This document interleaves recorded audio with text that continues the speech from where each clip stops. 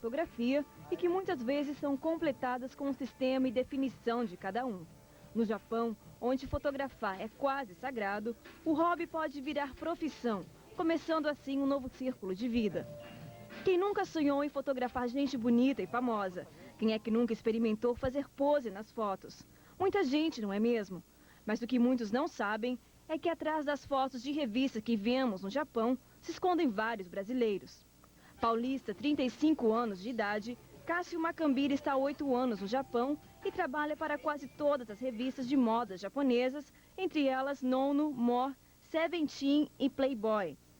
Ele, que já fotografou gente famosa como a top model internacional Claudia Schiffer e os cantores Jamiroquai e Levitt, vai nos contar um pouco dessa aventura e como tudo começou.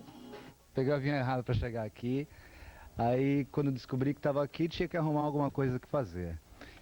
O primeiro trabalho que eu arrumei foi como assistente de um fotógrafo japonês, um fotógrafo de moda. Aliás, eu já vinha trabalhando pelo mundo inteiro de assistente de fotógrafos. E quando chegou no Japão, arrumou de ser o assistente de fotógrafo de moda. E através dele eu tive a possibilidade de conhecer pessoas relacionadas a revistas. E de certa forma, depois, quando eu tive confiança suficiente no meu portfólio, eu fui visitar tais pessoas e mostrar o que eu tinha de bom e de talento. Alguns reconheceram o trabalho, outros não. Os que reconheceram o trabalho foi quase que imediato, me deram uma chance para publicar e dali para frente foi uma bola de neve. Cássio, foi muito difícil ser aceito pelos japoneses, já que há 8 anos, o mercado fotográfico não era tão aberto para os estrangeiros. Eu acho que não foi difícil não, muito pelo contrário, foi muito fácil. Talvez pelo fato de eu ser estampado na cara que eu sou estrangeiro, e no Japão existe uma vontade das pessoas, até mesmo das revistas, da mídia em si, de ser de certa forma internacional. Então os caras, acho que o pessoal da revista, o pessoal da redação estava interessado em tentar alguma coisa nova. Provavelmente um estrangeiro deverá fazer alguma coisa diferente do que os fotógrafos japoneses fazem. E me deram a chance, acho que em função disso, pelo fato de ser estrangeiro, acho que isso facilitou bastante. E quem teve que se adaptar, você ou eles? Eles. Isso é federal. Eu trago minha música, a gente faz uma festinha aqui no dia da foto e acho que o mais importante é você não mudar o que é.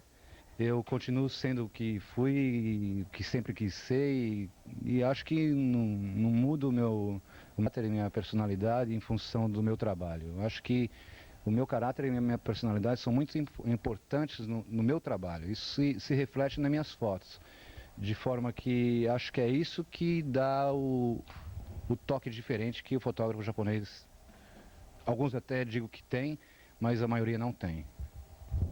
Fred Jun conhece Cássio desde os tempos da Faculdade de Comunicação em São Paulo e há um mês trabalha com um velho amigo. Fred, vocês que já fotografaram centenas de pessoas de todo o mundo, existe alguma diferença em trabalhar com os modelos orientais? Existe, eu acho que não que eles se mexam menos, mas de repente a gente está mais acostumado com o ocidental, que já entende melhor, se mexe sozinho. O japonês como as revistas, acho que eles estão um pouquinho atrasados, não sei. Não atrasados, eles veem a coisa diferente, né? E é mais fácil dirigir modelo estrangeiro, com certeza, como que é igual a gente. Quais são os toques básicos para quem quer ser fotógrafo e para quem quer ser modelo? Bom, a nível de fotografia, como no Japão tudo depende do que eles chamam de shokai, eu acho que o ideal é você ser assistente antes, né? E é por aí, sem ser assistente eu não conheço outro caminho. A beleza que não é beleza, como diz Fred, pode ser definida de acordo com a imaginação de cada um. No mesmo planeta de modas vive Bruce Yamakawa, paulista de 24 anos de idade. Meio hippie, meio hop, ele começou a carreira com os 2 outros fotógrafos brasileiros, Cássio e Fred. Depois de ter trabalhado em uma fábrica de solda na cidade de Kawasaki, em Kanagawa, Bruce foi convidado por Fred a ser assistente de fotografia. A partir de então, a vida dele mudou. Hoje ele é fotógrafo da Fine, uma das revistas de moda praia mais famosa do país. Foi difícil em caso de fotografia? Não sei, foi tudo acontecendo assim, de uma maneira assim super... Foi rolando uma coisa, sabe, quando Eu trabalhava na fábrica, conheci o Cássio me chamou, vamos trabalhar, eu falei, vamos embora, e vamos, mas eu não tinha nada em mente, assim, nem pensava em virar fotógrafo, trabalhar aqui no Japão, nem no sonho, né? Então você começou como assistente? Como assistente do Cássio, mas eu trabalhava com o Cássio, mas que no Brasil eu trabalhava numa loja de fotografia, eu tirava foto 3x4, né? Com o Cássio faz altos trabalhos legais pra caramba, desde daquele tempo de fazer trabalhos super legais, então pra mim aquilo ali já era o clímax, já era o máximo pra mim, né? Você teve no começo sentiu alguma discriminação vindo por parte dos japoneses, sendo um brasileiro, ou nunca teve isso? Não. Comigo tem nada a ver, tipo assim, acho que foi até assim melhor ter sido nascido, eu sou Nisei, né, Sansei, meu sangue é completamente japonês, mas eu nasci no Brasil, tenho nacionalidade brasileira. Mas pra mim foi bem melhor, porque aí ficou como uma coisinha diferente pra eles poderem lembrar de mim, né? Porque ninguém me esquece, eu vou falar Bruce, não tem ninguém, nenhum japonês fotógrafo, Bruce, chama Bruce, né? Só com o nome já tô ganhando os pontos, né? O gesto, a transgressão nas fotos e aquele ar de invisível a olho nu são um dos principais itens para quem quer entrar nesse mundo. E não podemos esquecer que foto não é apenas um papel ou uma forma de mostrar o que é belo. Fotografia é arte, é a beleza estampada e fluidificada da poesia.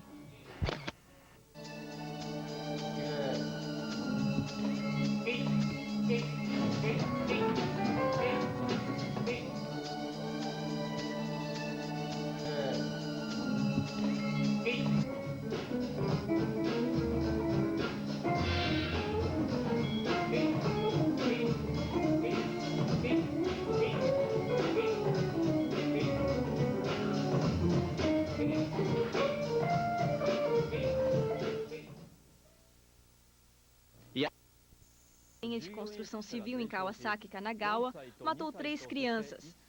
Segunda-feira à tarde, o incêndio destruiu o edifício pré-fabricado da companhia de construção Iwamura, no distrito de Tama, Kawasaki. O incêndio, que destruiu o edifício de 165 metros quadrados, foi apagado depois de 1 hora. Os corpos dos filhos do funcionário da companhia, Tatsuya Ito, entre 1 a 4 anos de idade, foram descobertos dentro de um quarto no 2º andar, onde, segundo suspeitas, o fogo teria começado. A filha mais velha, Yumi, de 5 anos de idade, consta. Essa vizinha conta que viu uma menina passando mal perto do incêndio. Depois de algum tempo, a menina disse que havia mais 3 crianças no prédio. Os 4 irmãos estavam esperando pela mãe, que havia saído para fazer compras.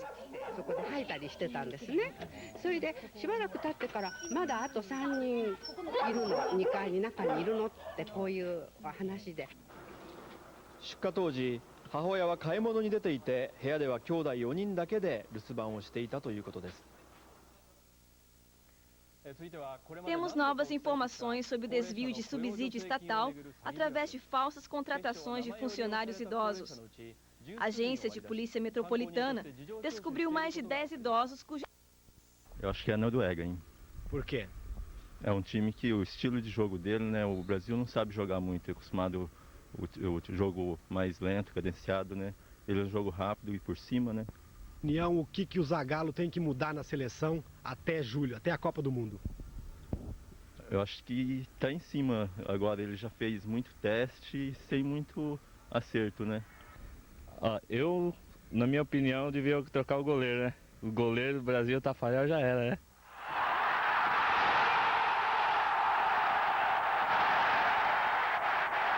Tem que melhorar o ataque e o meio de campo.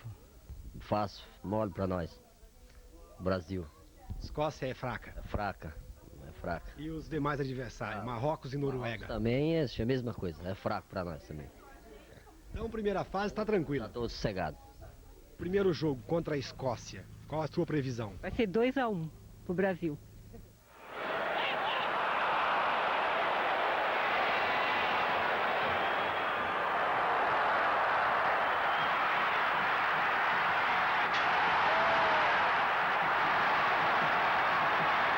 Na sua opinião, qual time do Grupo A, que é o grupo do Brasil, vai para as quartas de finais na Copa do Mundo? Eu acho que é o Brasil e Noruega, né? Sem dúvidas. Né?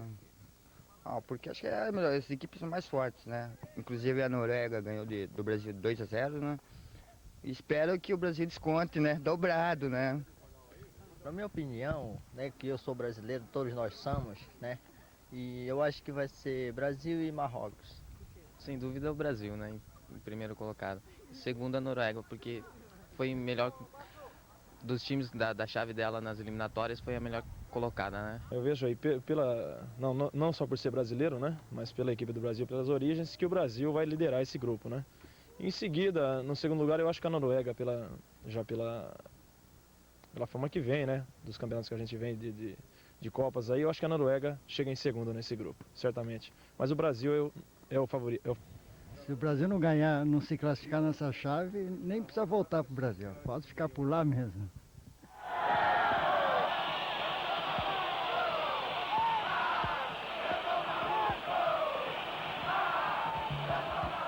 Dia 10 de junho, o Brasil abre a Copa do Mundo na França, jogando contra a Escócia.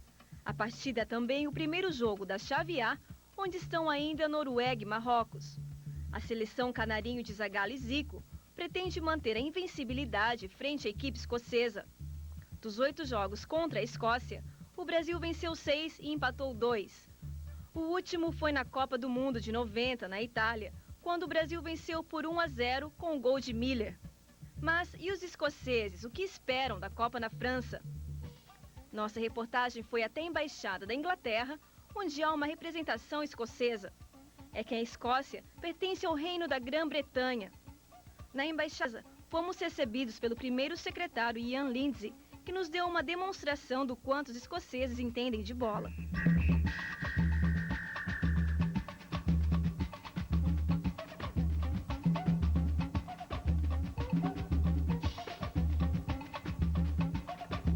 Deixando de lado os comentários sobre o desempenho dele, fomos direto ao assunto. O que os escoceses esperam do Mundial na França? Para Ian Lindsay, as chances da Escócia são razoáveis. Se conseguirmos uma vitória contra o Brasil, nossas chances aumentam. Mas ainda temos Noruega e Marrocos pela frente, analisa. Ele confessa não saber muito sobre o Marrocos, mas acha que a Escócia pode vencer. Ian diz que as chances num jogo contra a Noruega são grandes, porque as duas seleções estão no mesmo nível. O diplomata acha que cair na chave do Brasil foi azar e sorte ao mesmo tempo. Azar, porque vai ser a primeira partida do Mundial, e a pressão vai ser grande, afirma. Sorte, porque como o Brasil é um adversário forte, os escoceses vão procurar fazer jogadas individuais, o que vai embelezar a partida. Ian acha que vai ser difícil passar para a fase seguinte. Para ele, o Brasil, que é favorito, chega às oitavas de finais. É óbvio que torço para que a Escócia seja o segundo classificado, mas entre Escócia e Noruega, as chances são quase as mesmas, confessa. O diplomata resume assim a situação da chave A. Quem perder o primeiro jogo vai ter que vencer a Noruega de qualquer jeito para continuar no Mundial. Simple as that.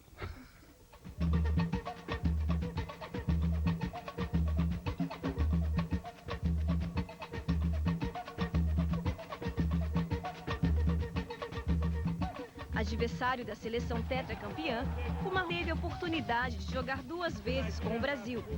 Uma durante os Jogos Olímpicos em Pasadena, nos Estados Unidos, e a última no amistoso em Belém. O Brasil venceu as 2 partidas por 2-0. Para ouvirmos de perto como estão as expectativas dos marroquinos vivendo no Japão, fomos até a Embaixada do Marrocos, uma das grandes forças do futebol africano. Mustafa Zefri, do setor administrativo da Embaixada em Tóquio, teve de quebrar alguns protocolos para receber a reportagem e acertar na embaixadinha.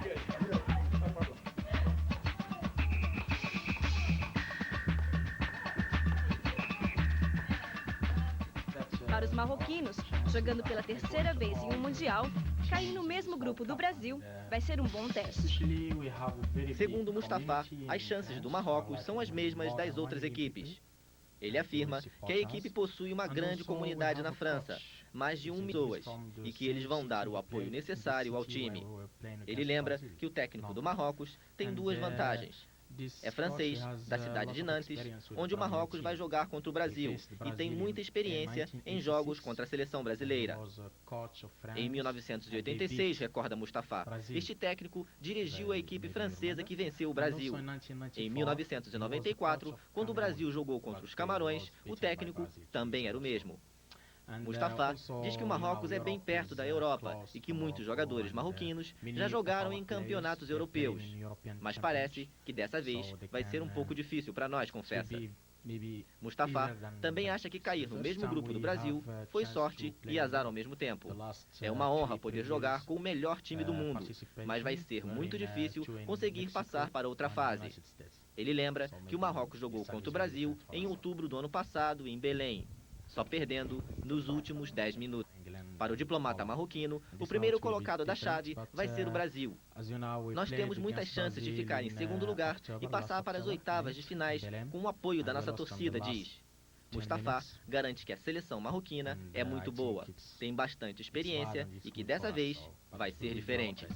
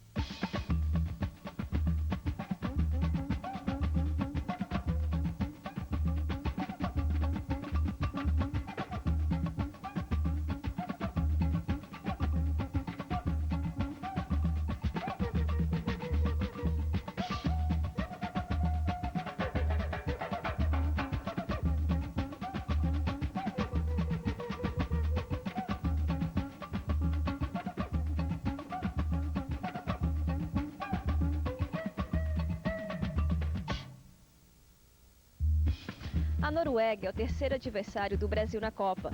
No último jogo entre as duas equipes, em Oslo, o Brasil perdeu de 4-2.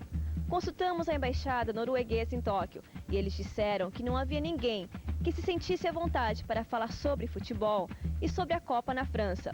Será? Malu Miyakawa, de Tóquio para o Infoco.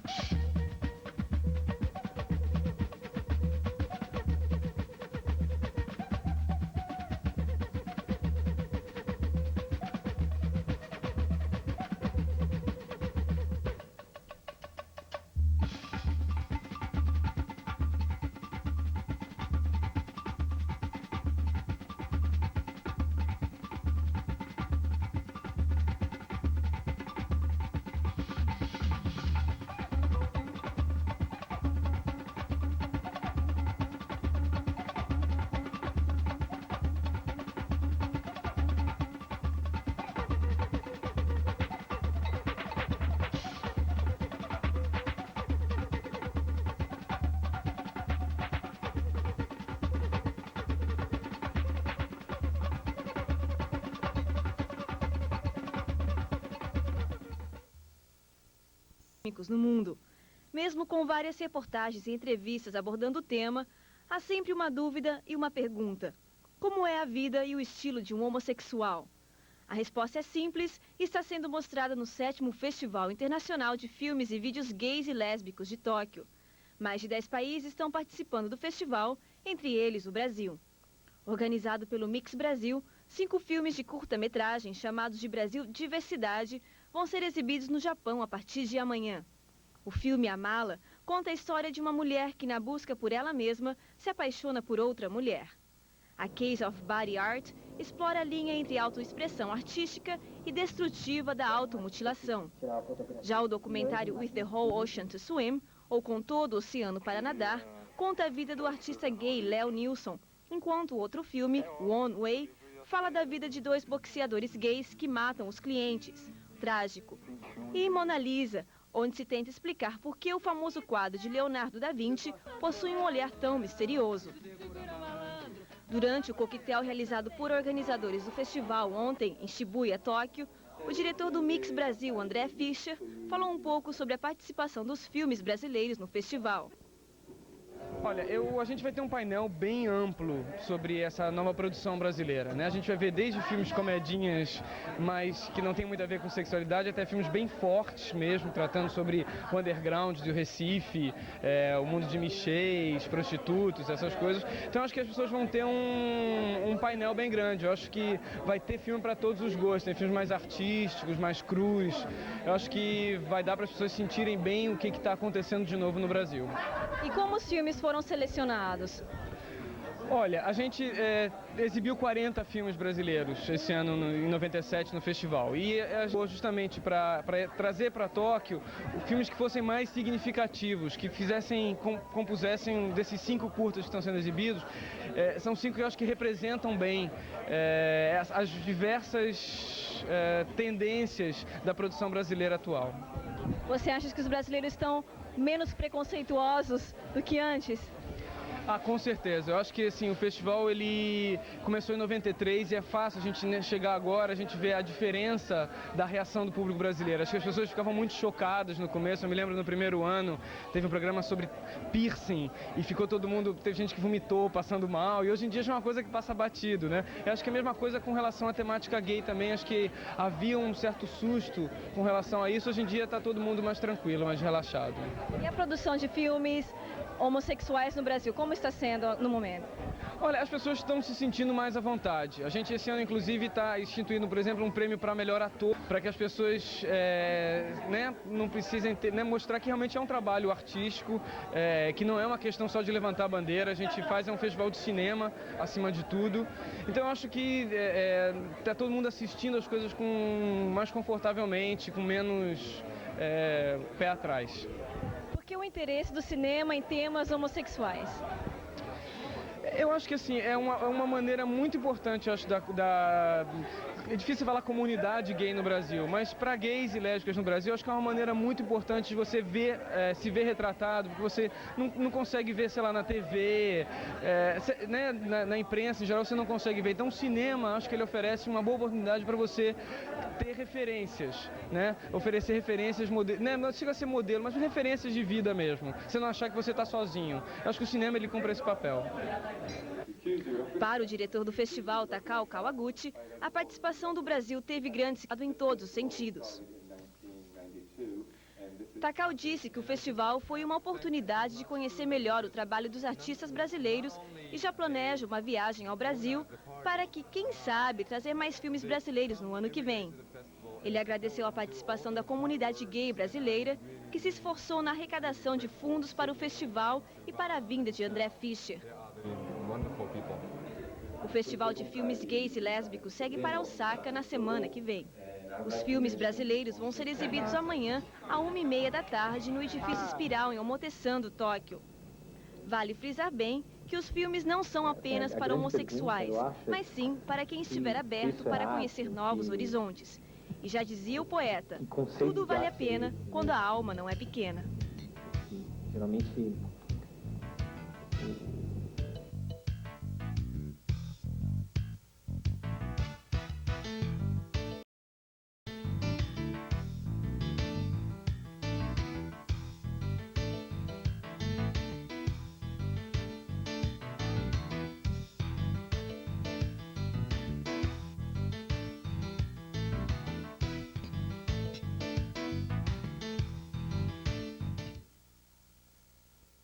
Já que o Japão ainda não iniciou a reforma do sistema financeiro. O representante do comércio do governo dos Estados Unidos, Richard Fischer, pediu a Tóquio que... Os últimos momentos da vida do ex-primeiro-ministro e general do Exército Imperial japonês, Hideki Tojo, têm gerado diversos protestos. Uma semana antes da liberação do filme, um grupo de funcionários da Toei, produtora do filme, realizou protestos contra a própria empresa. Os funcionários formaram um clube da crítica, reunindo ontem estudantes e críticos do cinema para discutirem o filme. O líder do grupo, Mitsutoshi Sugizaki, disse que cada um é livre para pensar o que quiser, mas não é certo mostrar uma história que não aconteceu. Eles disseram que só vão liberar o filme depois que o Japão se desculpar pelas ações do Exército Imperial na Segunda Guerra Mundial. O filme apoia e vangloriza o homem que foi primeiro-ministro do Japão de 1941 a 1944, julgado e condenado por crimes de guerra. A história de orgulho e momento de decisão foi baseada em escritos da neta do ministro Tojo, hoje com 60 anos de idade. O filme tenta mostrar o ex-general como um herói e não um criminoso de guerra, mudando fatos importantes da Segunda Guerra Mundial. China e Coreia do Norte chegaram a protestar contra a produção do filme. A previsão é de que a estreia aconteça no dia 23 de maio, quando o imperador Akihito parte para uma viagem à Europa. A visita do casal real na Inglaterra vai gerar protestos de ex-prisioneiros de guerra do Exército Imperial. O filme vem sendo muito esperado pela extrema-direita.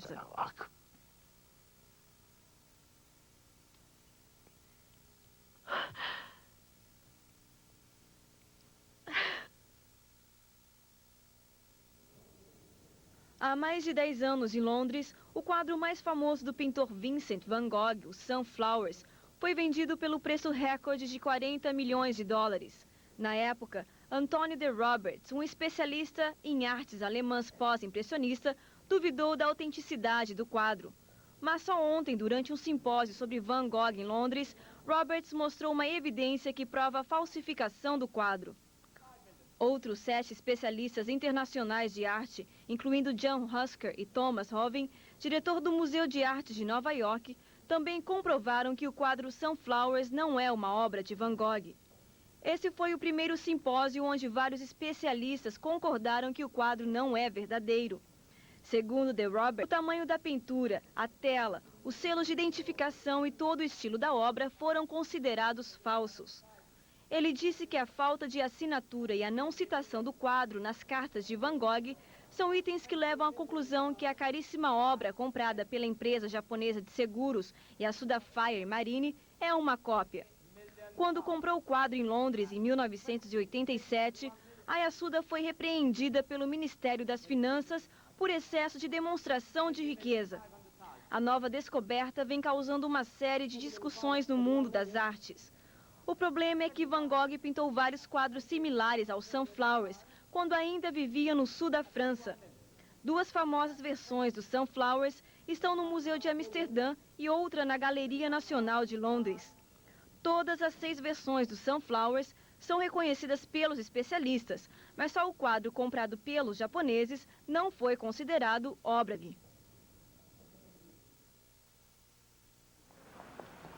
Depois da febre do Tamagotchi, a indústria eletrônica japonesa lançou mais um aparelho polêmico. É o Lovegity, um detector em forma de ovo, que apita quando há possibilidade de romance, encontros e paqueras. Pelo preço de 2.980 ienes, o Lovegity pode ser a salvação dos tímidos. O detector possui versões masculinas e femininas. Cada aparelho tem 3 dispositivos de luz que indicam o desejo do proprietário. Quando um Lovegity masculino se aproxima a 5 metros de um outro aparelho feminino, um insistente bip alerta ao dono que há uma possibilidade de paquera. O novo aparelho pode ser útil a muita gente e segue à risca a frase que diz: 2 corações batendo em um só coração. Ou, o amor não está somente nas ondas do ar, está no espaço cibernético também. A Airfog, que fabrica o aparelho, vai lançar em breve um website da Lovegity na internet, onde os navegadores da rede vão poder trocar os bips e marcar futuros encontros. 350 mil aparelhos já foram vendidos até agora, e muitos japoneses apaixonados poderão surgir nas ruas do país.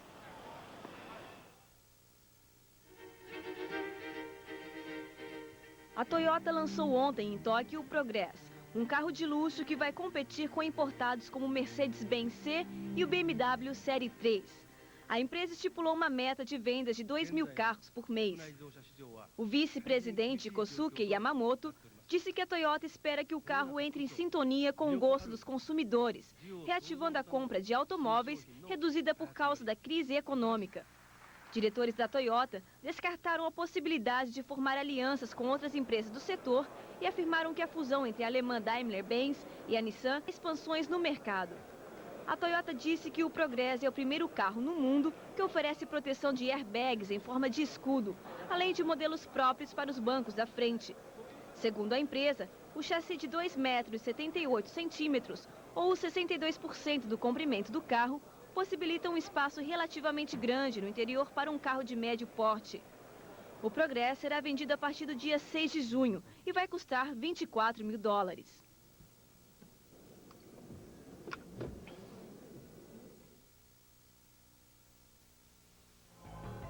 Aconteceram mais 2 ocorrências policiais envolvendo brasileiros. República Tcheca, em Kobe. Vai ser um bom teste para a equipe paraguaia, que está no grupo D do Mundial na França junto com a Espanha, Nigéria e Bulgária. Carpegiani convocou os 22 jogadores que vão ao Mundial, incluindo o goleiro José Luiz Chilavert. A equipe jogar contra o Japão desfalcada. O atacante Miguel Ángel Benítez está contundido. Já os zagueiros Francisco Arce, Carlos Gamarra e meio-campista Júlio César e Cisco, até ontem à tarde não haviam chegado ao Japão. Segundo Carpegiani, a equipe, que está sentindo muito o fuso horário, espera vencer a Copa Kirin. Ele confessou que não vem acompanhando os jogos da seleção japonesa, mas acredita na capacidade da equipe paraguaia. Será um jogo competitivo, a técnica irá prevalecer, decidir jogos. E quem tiver um pouco mais de capacidade sobre esse aspecto terá mais condições de vencer o jogo, porque vão ser equipes cerradas, equipes competitivas, bem compactadas, não deixando espaço. Isso que vai prevalecer na Copa. Eu classifico a Argentina no mesmo nível que o Brasil, duas as maiores potências do futebol sul-americano, as maiores do mundo, não? Pela técnica, pela picardia, por tudo aquilo que exige que se pratique o bom futebol. Então, se está subindo bastante a produção, tem um treinador inteligente que é Passarella, e o Brasil pelo potencial. Poderá llegar, Brasil, desde que se torne, ou que seja uma equipe mais competitiva, poderá llegar. Caso contrário, vai se quedar no meio do caminho. Mas a Argentina, eu penso que é uma das forças da Copa. A nossa intenção é vencer o jogo.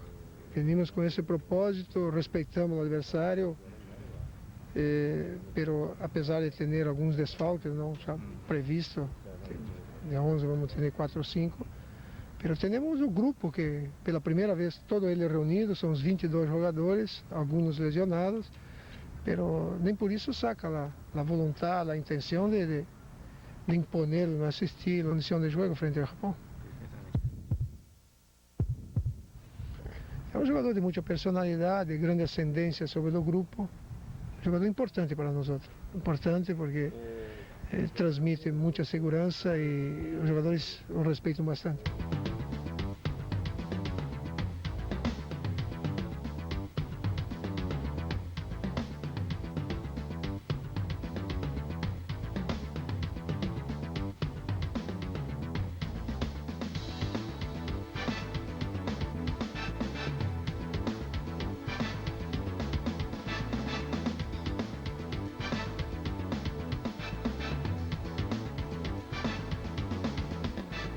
De massagem shiatsu.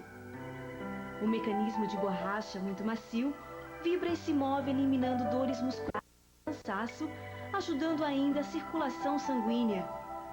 A velocidade dos movimentos pode ser controlada a seu gosto.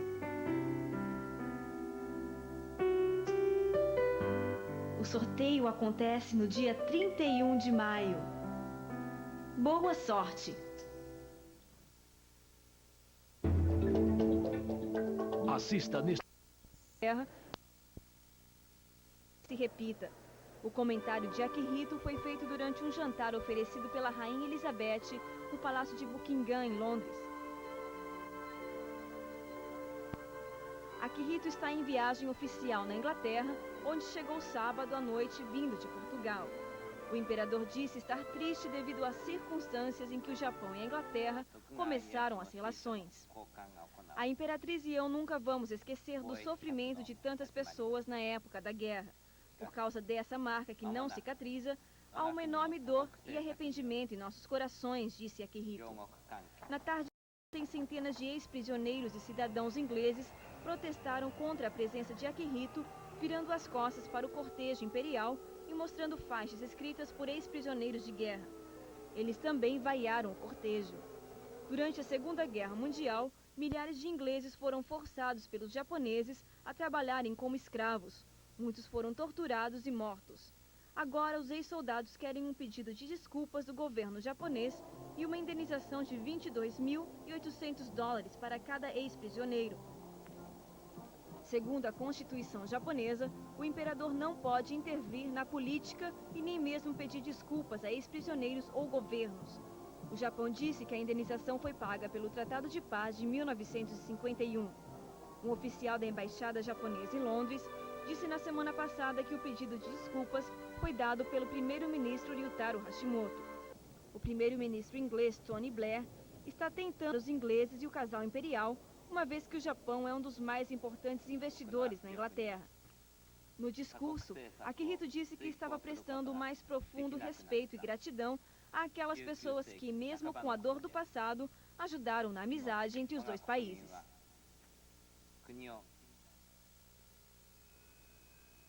Hoje pela manhã, um avião australiano da empresa aérea Ansett, saindo do Japão em direção a Brisbane, na Austrália, entrou em forte turbulência, ferindo os passageiros a bordo.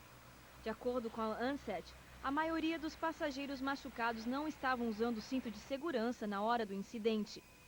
16 passageiros japoneses e um coreano sofreram cortes, lacerações e contusões quando o voo AN882 entrou numa turbulência no sul da Nova Guiné. O Boeing 747, com 79 passageiros a bordo, caiu repentinamente, jogando os passageiros contra objetos e o teto do avião. Os pilotos do Boeing pediram através de um rádio para que 2 ambulâncias esperassem às 5 horas da manhã no aeroporto da capital de Queensland.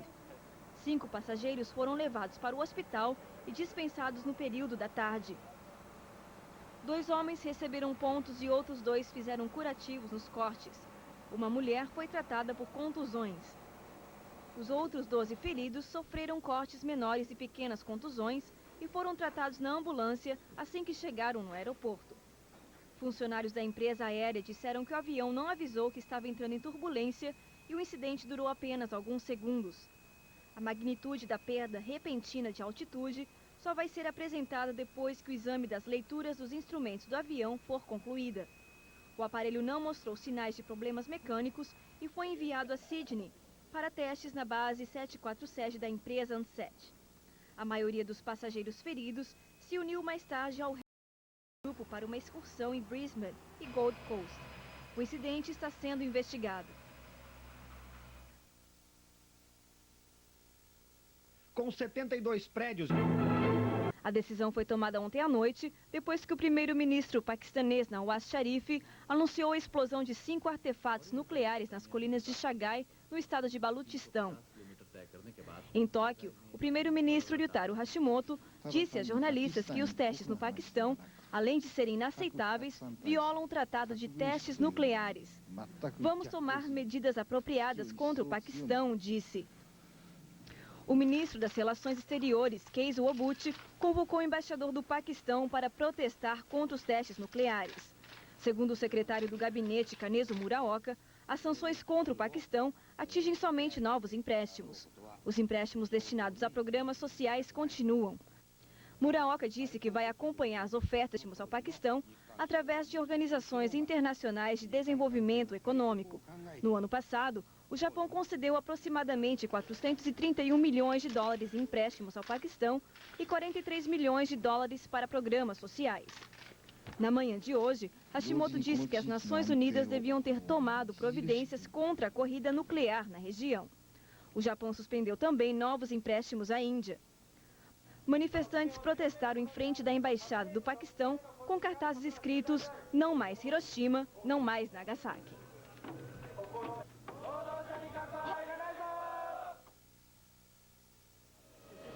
Dia 14 de junho, o Japão estreia no Mundial de Futebol na França contra a Argentina, num grupo que tem ainda as equipes da Croácia e Jamaica. Com 25 jogadores convocados, o técnico Takeshi Okada já está na Suíça, onde vai ter de dispensar 3 jogadores. Ele prometeu que faz um anúncio na próxima Quinta-feira, antes do jogo contra a Iugoslávia no dia 3. Okada está preocupado com as chances da seleção japonesa e acha que só vai ser possível se manter no Mundial até as oitavas de final. Ele espera se classificar junto com a Argentina ou com a Croácia. Se a seleção japonesa chegar até lá, vai ter de enfrentar o primeiro colocado do Grupo G, Inglaterra, Colômbia, Romênia ou Tunísia. Dia 20 de junho, a equipe japonesa volta ao campo e enfrenta a Croácia. Com jogadores atuando por toda a Europa, a Croácia é uma das favoritas da chave e promete surpreender no Mundial. Para confirmarmos como está a torcida croata no Japão, consultamos a embaixada da Croácia em Tóquio, onde fomos recebidos pelo embaixador Davorin Mlakar e pelo motorista Žarko Natskovic. Tóquio, um acordo onde a empresa norte-americana passa a possuir 25% das ações da empresa japonesa. A negociação, que termina no final de agosto, é um dos investimentos estrangeiros no setor de corretagem do Japão e está sendo avaliada em 1 bilhão e 50 milhões de dólares. A compra ficou em segredo até o fechamento da Bolsa de Valores de Tóquio. Hora antes, funcionários da Bolsa recusaram a comentar uma possível investigação envolvendo a Nikko, onde há uma suspeita de manipulação de preço e vazamento de informações. Na sexta-feira, as ações da corretora foram supervalorizadas em comparação com a quinta-feira. A empresa Salomon Smith Barney, também membro da Travelers Group, foi a quem mais comprou ações da Nikko. No final de semana, a corretora japonesa confirmou a negociação com a Travelers, incluindo participação de capital, mas não revelou detalhes. A alta das ações da Nikko, o índice Nikkei da Bolsa de Tóquio caiu mais de 2% devido à crise na Ásia. O preço dos produtos em Tóquio de Segurança das Nações Unidas para discutirem os testes nucleares na Índia. O secretário do gabinete, Kanezo Muraoka, tem recebido ajuda dos governos da Suécia e da Costa Rica, que tentam elaborar uma forma de impedir um sexto teste nuclear do Paquistão. Muraoka pediu ainda que a comunidade internacional não comercialize com o Paquistão equipamento ou tecnologia que possam servir na construção de armas nucleares. Ele pediu ainda que o Paquistão e Índia assinem o Tratado de Não Proliferação Nuclear e o Tratado de Testes Nucleares. Em Tóquio, continuam os protestos em frente à Embaixada do Paquistão, que fez mais 2 testes nucleares na sexta-feira, totalizando 5 explosões subterrâneas. No final do mês passado, quando a Índia realizou 5 explosões nucleares, Rússia e França demoraram em manifestar-se contra os testes, deixando a China e os Estados Unidos esperando por uma resolução. Os 4 países mais a Inglaterra fazem parte do Conselho Permanente de Segurança da ONU.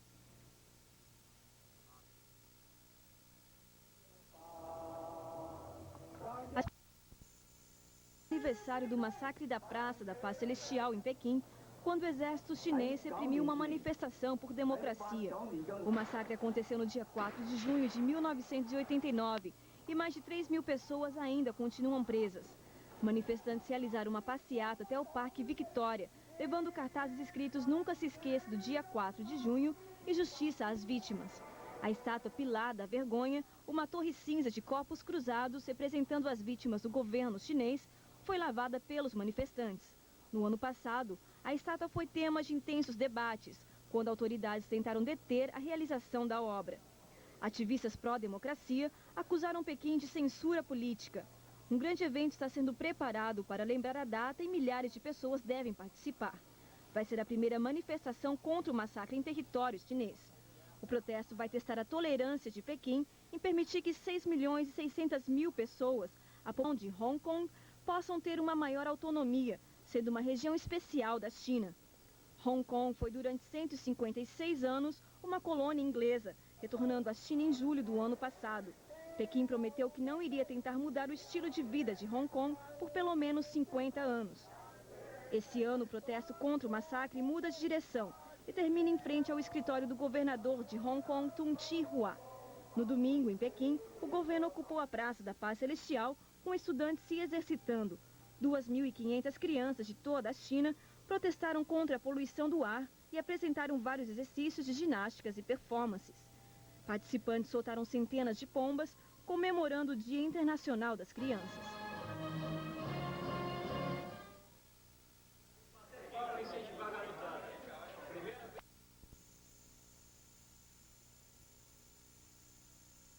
A China leva trabalhadores a oferecerem ruas. Cozinheiros, carpinteiros, encanadores e eletricistas à procura de emprego passaram a exibir cartazes no Parque Luxun, em Shenyang. O mercado de trabalho Luxun tem sido tomado todos os dias a partir das 8 horas da manhã, principalmente por cozinheiros desempregados. A maioria eram operários altamente especializados em indústrias estatais.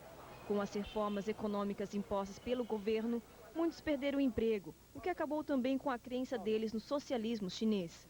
Centenas de desempregados se espalham pelos parques e ruas, revelando a imagem de uma China inconformada. Mas Pequim acha que o desemprego é o preço da reforma do país. E foi exatamente esse o recado divulgado pelo Congresso chinês. O vice-primeiro-ministro Zhou Rongji, o czar da economia da China, foi o principal responsável pela demissão de centenas de operários especializados. Para ele, essa era a forma das indústrias estatais se tornarem competitivas. Até agora, a jogada vem dando certo. Mas líderes chineses continuam temendo outras rebeliões, como a que aconteceu em junho de 1989 na Praça da Paz Celestial em Pequim, quando estudantes exigiram reformas políticas e econômicas. O massacre deixou centenas de mortos e milhares de presos, provocando uma crise política. David Chambaugh, professor de Ciências Políticas e Relações Internacionais da Universidade de Washington, acha que o perigo de uma rebelião pode acontecer em qualquer parte do país. O principal motivo poderia ser o desemprego, que oficialmente é de 3%. Porém, segundo economistas, o índice pode chegar a 16%, ou 32 milhões de pessoas. Para agravar ainda mais a situação, dados do Banco Mundial estimam que há entre 120 a 150 milhões de sem terra no interior do país. Enquanto os desempregados do Parque Luxun continuam otimistas sobre o futuro, a situação do mercado de trabalho chinês começa a dar sinais de uma crise que pode gerar muitos problemas para Pequim.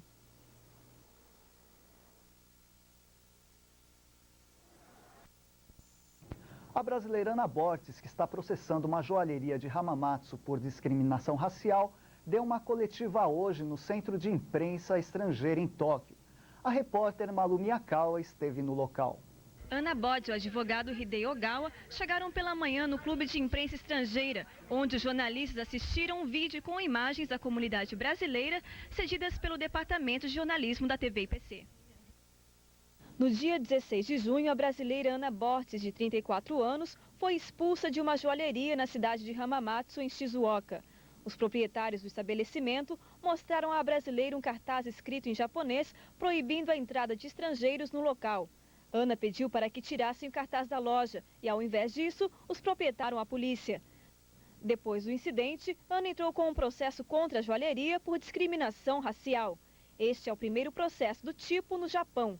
A ação movida pela brasileira está repercutindo entre todas as comunidades estrangeiras no país, inclusive entre os japoneses. Durante uma entrevista coletiva hoje no Clube de Imprensa Estrangeira em Tóquio, Ana falou sobre a atual situação dos brasileiros no Japão e sobre a ação judicial. Aproximadamente 20 jornalistas participaram da entrevista, entre eles representantes da agência espanhola AF, Reuters, El Figaro e Asahi Shimbun. Segundo o advogado de Ana Bortes, Hidei Ogawa, eles têm muitas chances de ganhar o processo. Para Ogawa, o Ministério da Justiça do Japão ainda não elaborou uma lei contra o preconceito racial porque tem vergonha dos incidentes de discriminação que ocorrem no país. Ana Bortes está pedindo 1 milhão de ienes de indenização por danos morais. A primeira audiência do processo acontece no dia 6 de outubro, às 1h20 da tarde, no Tribunal de Justiça de Hamamatsu. Eu acho que a gente tem que lutar com a mesma força na grande ou na pequena discriminação, que não tem comparação entre elas. Eu tenho uma visão positiva. Eu acho que se eu não tivesse uma visão positiva, a gente não faria nada. A gente tem que acreditar que alguma coisa vai mudar.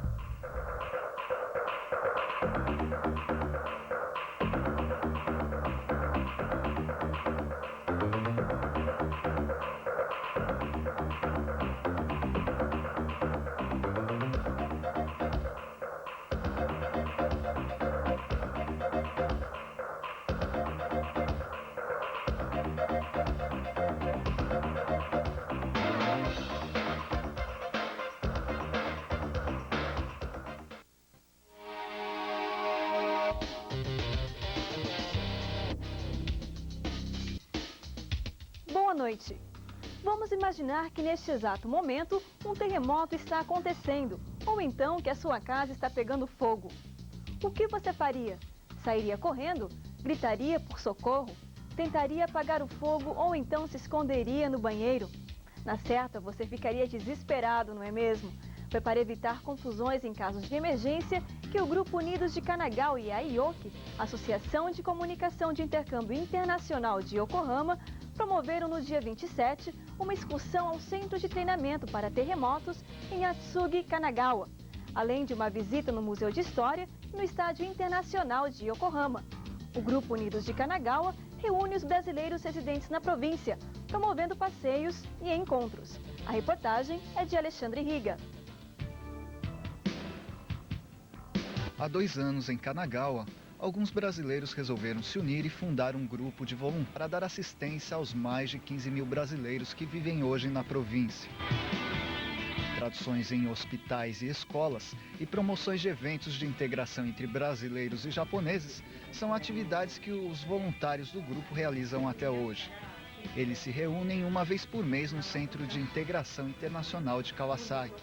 Trata-se do grupo Unidos de Kanagawa, que em conjunto com a IOKI, Associação de Comunicação e Intercâmbio Internacional de Yokohama, promoveu no domingo, dia 27, uma atividade diferente. Acordar cedo num domingo chuvoso, ir a um centro de treinamento de terremoto, um museu e um estádio de futebol não parece ser um programa atraente para um final de semana. Mas para as 40 pessoas que participaram, o passeio valeu a pena. A primeira parada foi no Sogo Bosai Center, em Atsugi, Kanagawa, um centro de treinamento para a prevenção de desastres, com laboratórios onde os visitantes participam das simulações de terremoto, furacão e incêndio. O local parece um parque de diversões.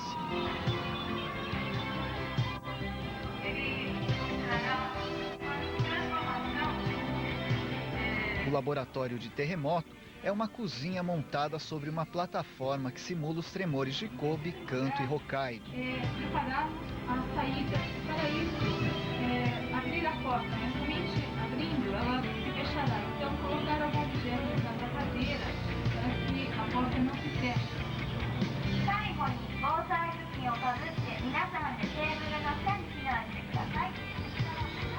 O grupo experimentou a simulação do terremoto de Kanto, que durou aproximadamente 3 minutos e atingiu 7,9 na escala Richter.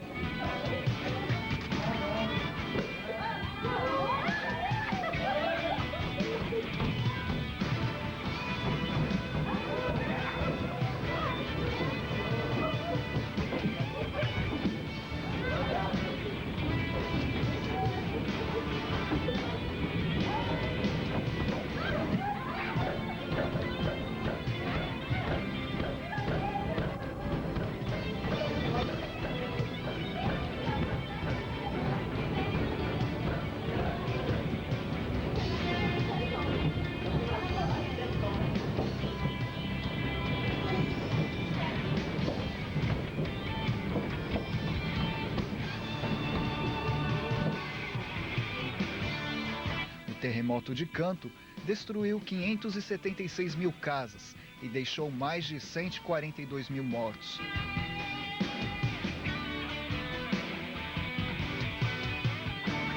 Para comparar, o terremoto de Kobe atingiu 7,2 Richter e deixou mais de 6 mil mortos, dentre eles, 8 brasileiros.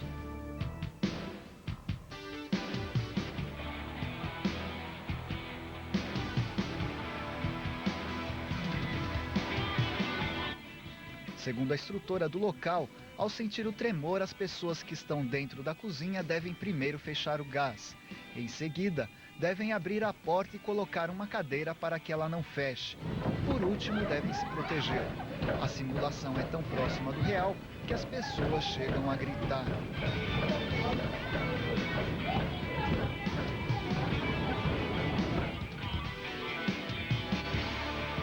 Depois dos abalos, foi a vez de experimentar o furacão, com ventos de 30 km por hora.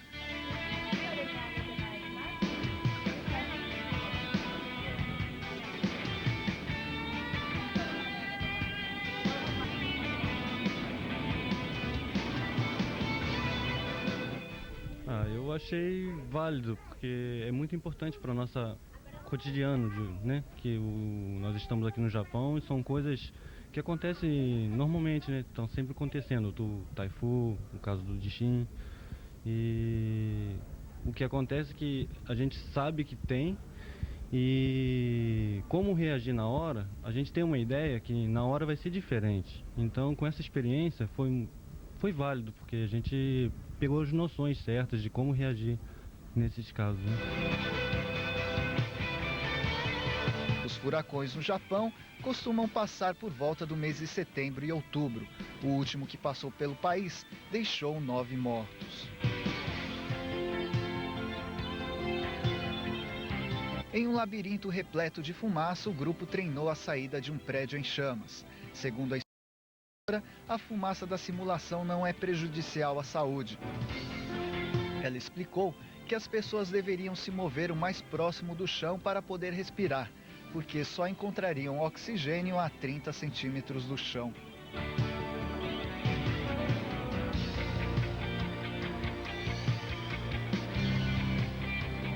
Ao sair do labirinto, o grupo foi aprender a mexer com extintores. Uma tela exibia a cena de um incêndio e os visitantes tentavam apagar o fogo utilizando extintores cheios de água. Sensores na tela medem a quantidade de água que é jogada e informam os participantes se o fogo foi apagado ou não. Segundo a instrutora, o extintor deve ser direcionado para a base do fogo e o gatilho só deve ser acionado quando o aparelho já estiver na posição. Caso contrário, o extintor pode se esvaziar antes de apagar o fogo. O Sogo Bosai-sen tem um museu, com alguns instrumentos e veículos antigos utilizados pelos bombeiros. A entrada é gratuita, mas antes de ir ao local, cheque os horários das simulações.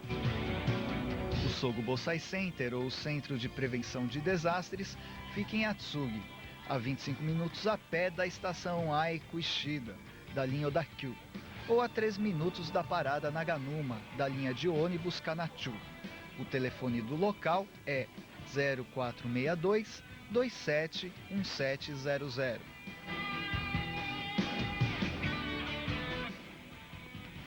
A chuva continuou e o grupo também. A próxima parada foi no Museu de História da cidade de Yokohama.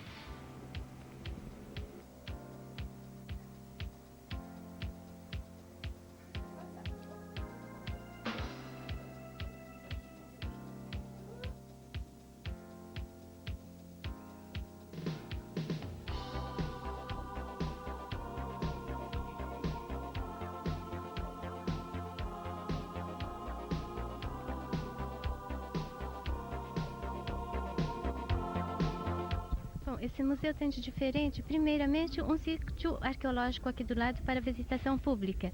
E depois, este museu não tem vitrines para separar o público dos objetos expostos, para que todos possam chegar e tocar nos objetos que eram de seus ancestrais, não? E há uma sala também com vestimentas e vários utensílios que as pessoas podem mexer, podem usar as roupas, experimentar, colocar as roupas para ver como ficavam, como eram.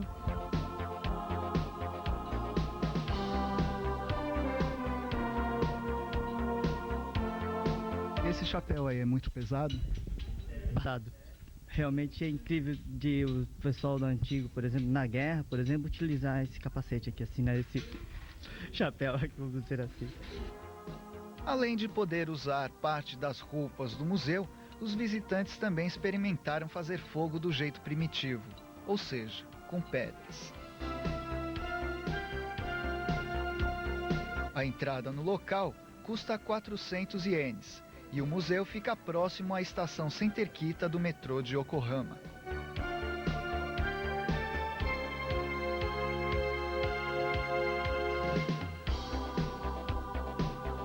A excursão seguiu para a última parada, no Estádio Internacional de Yokohama, construído para sediar os Jogos da Copa do Mundo de 2002 e talvez a partida final. Sentados na arquibancada, os visitantes ouviram os dados estatísticos do local. No total, são 60 mil metros quadrados de área construída, com capacidade para 70 mil torcedores.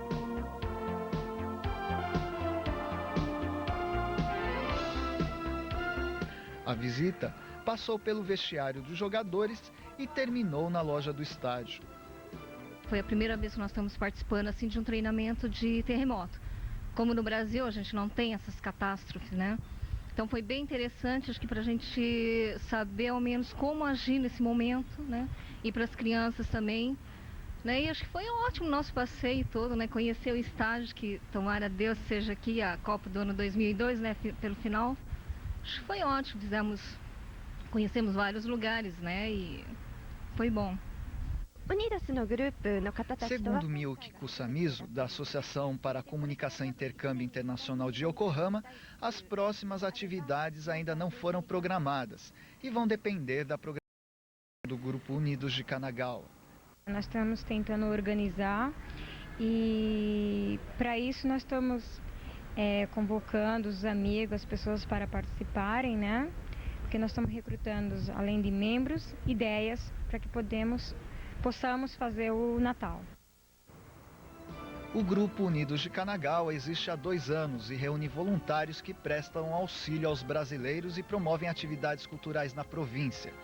O grupo se reúne uma vez por mês no Kokusai Koryukai de Kawasaki e os interessados em participar do grupo podem entrar em contato através do telefone 044 435 7000. Uma opção para quem quer se integrar e viver melhor na província de Kanagawa.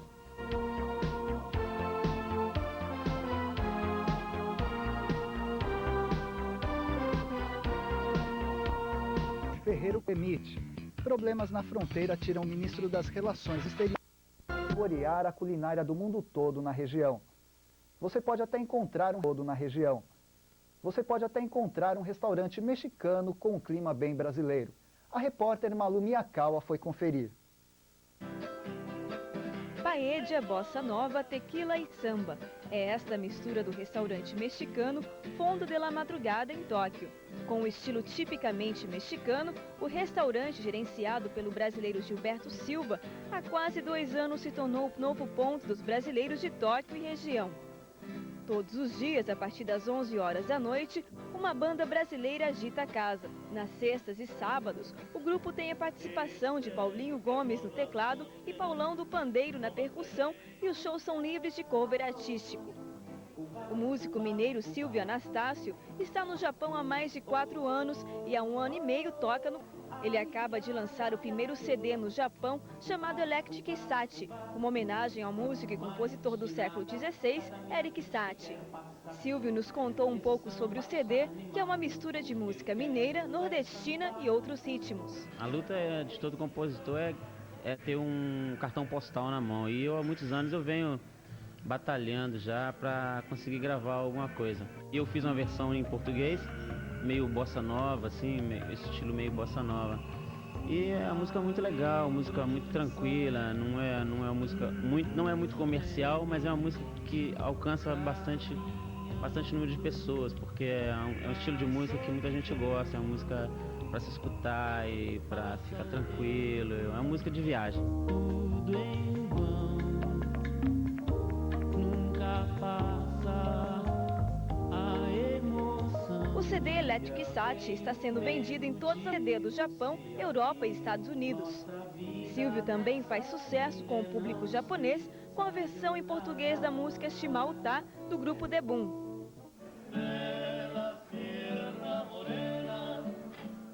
Uma dupla mexicana também dá um toque especial na casa.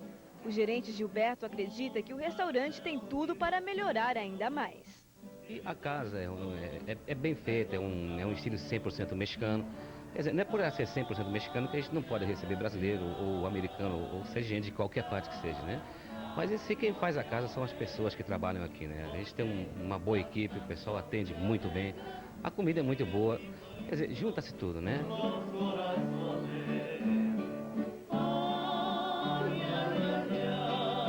Todo último domingo do mês acontece o Domingão, uma festa bem brasileira organizada por Fábio Inoue.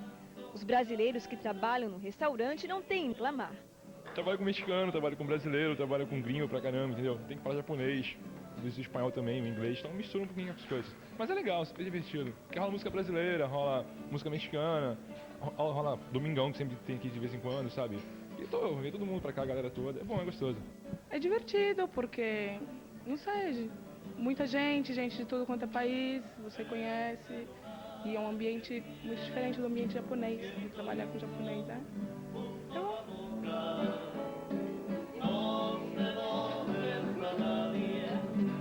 O restaurante Fondo de la Madrugada fica em Shibuya-ku, Jingumai 2-33-12, Vila Bianca, B1, Tóquio. Reservas pelo telefone 03 5410 6289.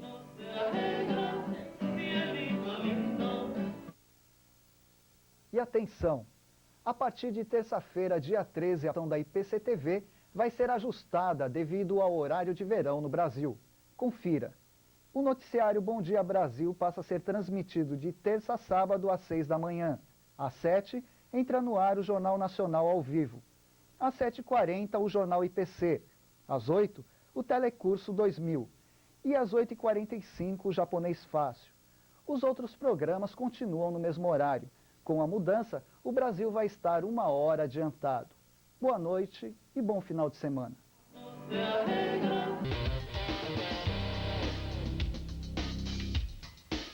Boa noite. Muitas pessoas são apaixonadas pelo perigo. A adrenalina que corre pelo sangue pode não ter preço. Para essas pessoas que não têm medo da morte, voar é o esporte que mais satisfaz. Foi pensando nisto que um casal de brasileiros decidiu abrir uma escola de paraglider, um tipo de paraquedas com cadeira. Para ser livre, então a liberdade ficou bem mais perto do nosso alcance. A reportagem é de Ana Bortes.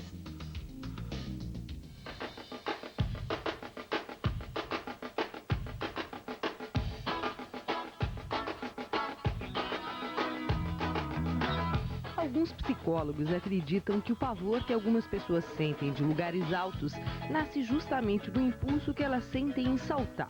Elas teriam então não o medo da morte, mas o medo da atração pela vertigem, causada pelos desejos mais secretos. E voar tem sido mais do que um desafio, um desejo alimentado pela humanidade há centenas de anos. Ensinar uma pessoa a voar não é uma tarefa fácil, nem mesmo para os psicólogos. Mas a escola Parapoint do casal de pilotos Andrew e Elisa já colocou mais de 300 pessoas no ar. No lugar de asas, uma estrutura de nylon, linhas, fivelas e cadeiras especiais. Inventado pelo italiano Leonardo da Vinci há quase 500 anos, o paraquedas de hoje evoluiu e transformou-se em esporte.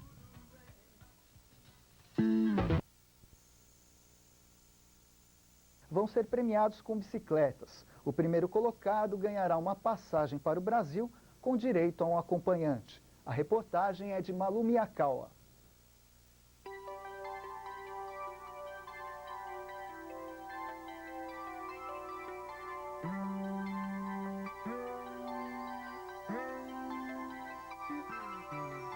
Depois do sucesso no ano passado com o primeiro concurso de desenhos para crianças brasileiras residentes no Japão, a Embaixada do Brasil, com apoio do Banco do Brasil e da Varig, abre o segundo concurso, com os temas O que eu quero ser quando crescer ou Minhas melhores lembranças do Brasil.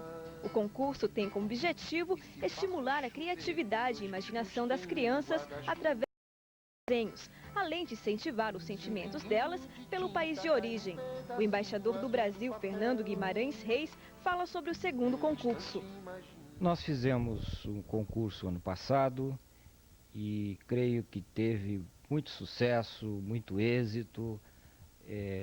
As crianças responderam muito bem, os pais ficaram muito contentes, todos nós, eu creio, da comunidade brasileira, ficamos muito satisfeitos de poder admirar esses desenhos das crianças. As crianças têm um talento muito especial para desenhar. Depois, quando ficam adultos, alguns conservam, outros perdem. Mas então temos que aproveitar esse talento das crianças. E nós achamos que seria muito bom poder renovar este convite às crianças e aos pais para fazer este concurso novamente este ano, praticamente na mesma época, que um pouco antes do Natal, do fim do ano, de modo que os premiados também ganharão com antecipação alguns presentes de Natal. Os participantes de 5 a 8 anos devem mandar um desenho com o tema "O que eu quero ser quando crescer" ou "Minhas melhores lembranças do Brasil" até o dia 6 de novembro. Os desenhos podem ser coloridos e feitos com lápis, giz de cera, guache, tinta ou caneta hidrocolor. Depois, é só enviar o trabalho para a Embaixada do Brasil em Tóquio. Tóquio-to, Minato-ku, Kita Aoyama 2-11-12. Código postal 107. Os trabalhos vão ser expostos no Banco do Brasil em Tóquio e julgados em 3 categorias. Os prêmios são secletas e uma passagem ao Brasil com direito ao acompanhante. Mais informações, ligue para a Embaixada do Brasil, 03 3405 5844.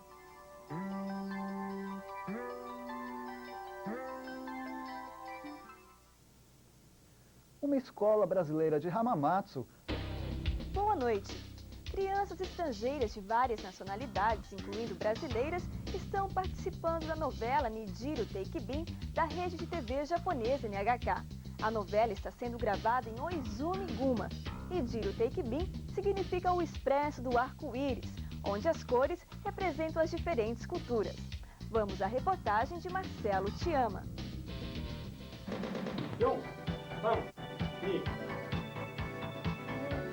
A novela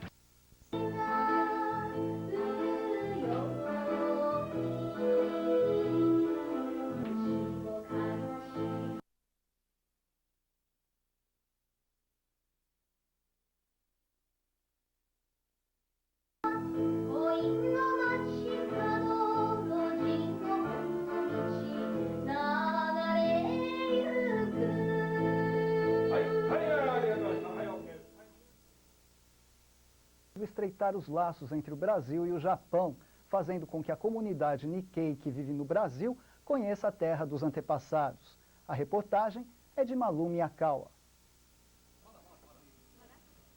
O governo japonês convidou aproximadamente 91 brasileiros descendentes de segunda, terceira e quarta geração a virem ao país em comemoração aos 90 anos da imigração japonesa no Brasil. Os convidados são profissionais que se destacam dentro da comunidade Nikkei. Eles foram recepcionados ontem no Hotel Akasaka Prince, em Tóquio, por autoridades japonesas. Para os brasileiros que participaram da recepção, o movimento Decassegue é importante para o relacionamento Brasil-Japão.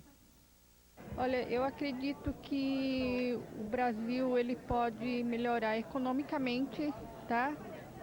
E infelizmente nós temos que criar essa oportunidade aos brasileiros que estão aqui. Na verdade, nós nem deveríamos deixar que os brasileiros trabalhem aqui no Japão, né? Mas isso contribui para o Brasil economicamente, eu acredito. Essa geração Decassegue que está aqui no Japão, basicamente constitui-se de pessoas de terceira e quarta geração e também, eventualmente, de quinta geração, e não necessariamente frutos de uma união entre pais e mães de origem japonesa. De forma que ela traz uma bagagem cultural no retorno dessas pessoas para o Brasil, não só dentro da ótica econômica. Eu diria que o fato de estarem convivendo numa sociedade absolutamente organizada, onde existe o respeito pelo indivíduo, um respeito sobre o que ele faz, são valores que nós não vemos em nosso país, no Brasil. Bom, eu creio que seja a viagem de volta. Depois de 90 anos, os Decassegues estão vindo para o Japão e espero que eles tenham a mesma sorte que nossos avós tiveram no Brasil. Agora, claro, o problema econômico está totalmente globalizado e espero que todos nós saiamos bem dessa situação. Bom, eu acho importante porque acho que é uma oportunidade que o Decassegue tem também de conhecer a cultura japonesa. Porque às vezes você só ficando lá, você não tem uma noção direta, né, certa. Então acho que é um contato direto com os próprios japoneses, eu acho que dá pra gente sentir muito mais as nossas raízes, né? Porque acho que tudo começou aqui. Bem, a importância, são várias as importâncias, tanto da parte sociocultural, da parte econômica e principalmente esse intercâmbio que tem das origens ou do pai ou da mãe, lógico. Acho que vale a pena. Seu Takahashi, o senhor acha que a comunidade Nikkei do Brasil tem necessidades diferentes das dos brasileiros em geral?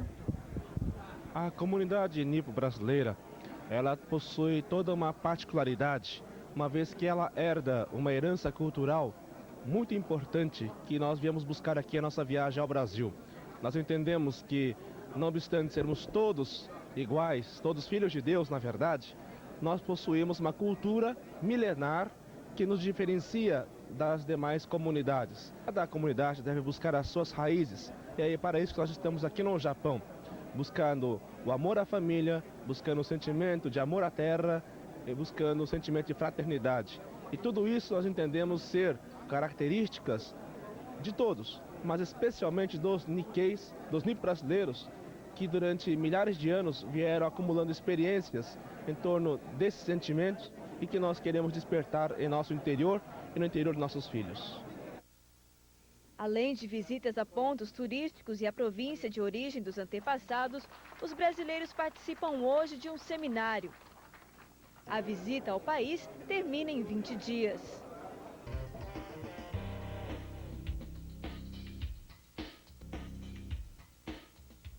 Boa noite. O índice de registros de nascimentos de crianças brasileiras no Japão vem aumentando nos consulados de Tóquio e Nagoya. Com a chegada muitos casais decidem estender o tempo de permanência no Japão por período indeterminado. Entretanto, ter filhos no Japão ainda preocupa muitas futuras mães. Há muitas dúvidas sobre o sistema de maternidade japonês. Há também casos dramáticos em Haiti com gestantes brasileiras que perderam o bebê no parto. É o que mostra o repórter Edson Xavier.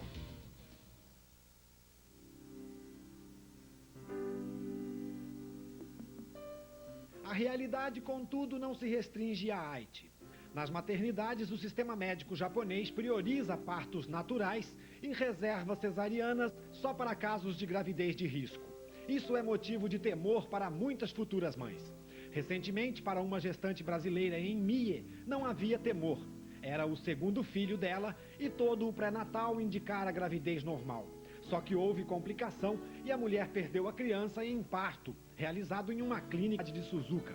O parto foi mal sucedido porque teria ocorrido demora no trabalho dos obstetras, conforme desconfia a família.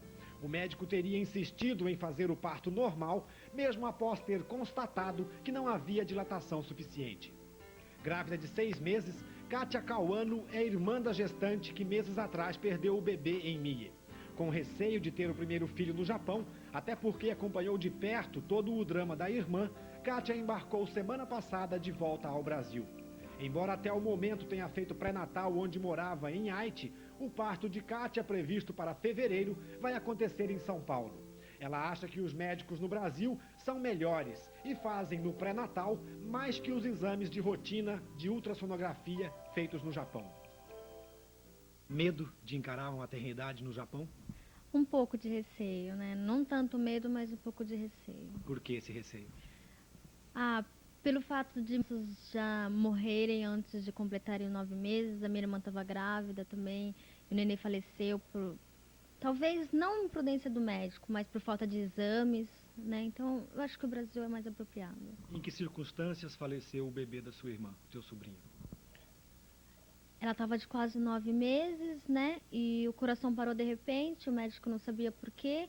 E depois de ter feito a autópsia, detectou que a água da placenta tinha secado. E o médico não enxergou isso nas ultrassons. Isso chegou a te assustar? Você aí esperando um filho também? Abalou um pouco, né?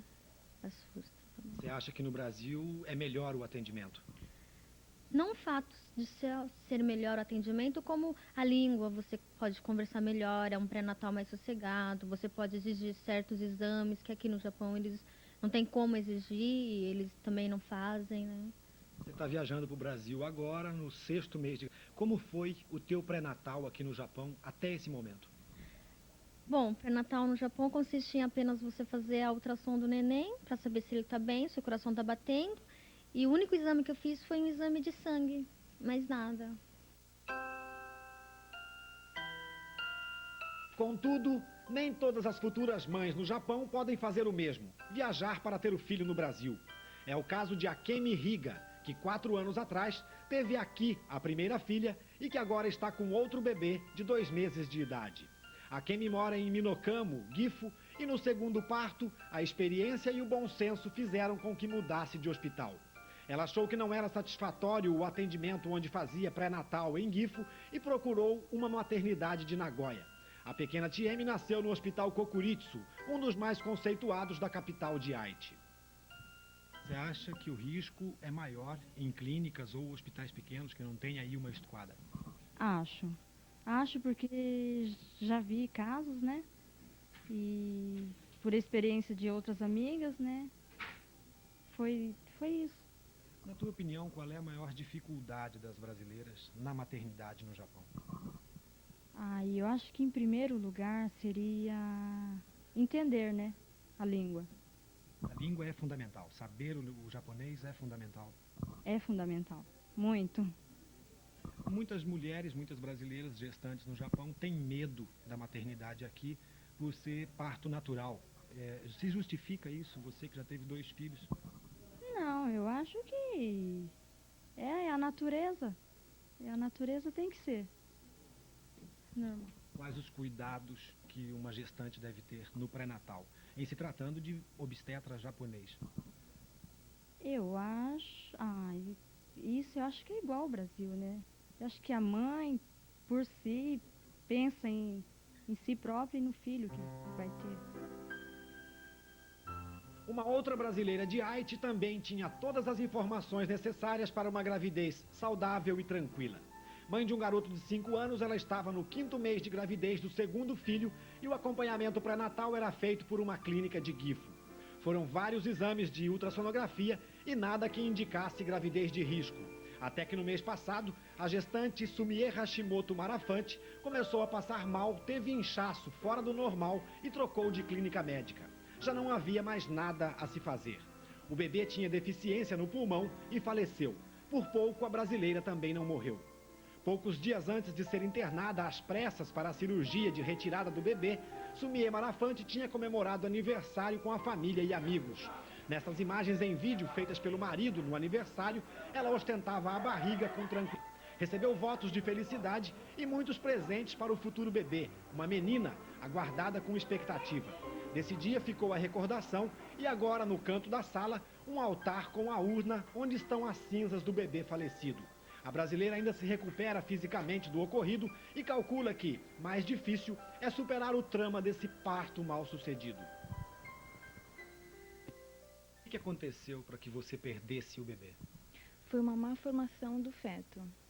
Isso em razão de quê? Em razão do meu sangue, né? Que seria... Meu sangue é negativo, né? E o feto ficou com o sangue positivo da parte do pai, né? Agora, você vinha fazendo o pré-natal como manda o figurino? Sim, fiz o pré-natal e a cada 15 dias, todo mês, era 2 vezes por mês eu ia ao médico. Eram feitos exames de ultrassonografia? Eram feitos só exames de ultrassonografia. E esses exames não apontaram aí essa má formação do feto? Não, pelo contrário, o médico falava que o feto estava excelente, com muita saúde e eu também. E como é que você descobriu que existia essa má formação? Bom, aí foi quando o médico entrou de férias, né? E eu estava inchando muito. Aí nós decidimos em outro médico, né? Porque como ele tinha entrado de férias, aí outra pessoa me falou, né? Dessa outra clínica. Então eu fui lá, e lá que o médico viu que alguma coisa estava errada, né? Foi feita a ultrassom e todos os tipos de exames necessários. Você já estava com quantos meses de gestação? Eu estava de 6 meses e meio, entrando no 7º. Esse trauma, esse drama que você enfrentou de perder um bebê assim, nessas circunstâncias, você acha que de certa forma deve servir de alerta a outras brasileiras gestantes no Japão? Com certeza. Eu acho que deve, se for para ter o bebê aqui, tem que uns 4 tipos de médico para você ter confiança, exigir que façam todos os exames necessários. Isso seria ultrassom, vários tipos de exame de sangue, exame da orelha, exame no feto, tudo. Como foi feito nessa outra clínica, que eu adorei o atendimento lá. Que se não fosse eles, eu não estaria viva também. Apesar do medo das futuras mães, no Consulado do Brasil em Nagoya são poucos os casos de registro de óbitos de recém-nascidos. Em contrapartida, é grande o volume de registros de nascimento de crianças brasileiras. De acordo com dados oficiais do Consulado do Brasil em Tóquio e Consulado de Nagoya, nasceram no Japão no ano passado um total de 3.228 crianças brasileiras. Foram 1.417 bebês registrados em Tóquio e outros 1.811 registrados em Nagoya. Já no período de janeiro a maio desse ano, foram registrados 2.064 recém-nascidos nas regiões de Tóquio. Até maio passado, tinham nascido 591 bebês na área sob jurisdição do Consulado de Tóquio e outros 1.473 recém-nascidos brasileiros foram registrados em Nagoya.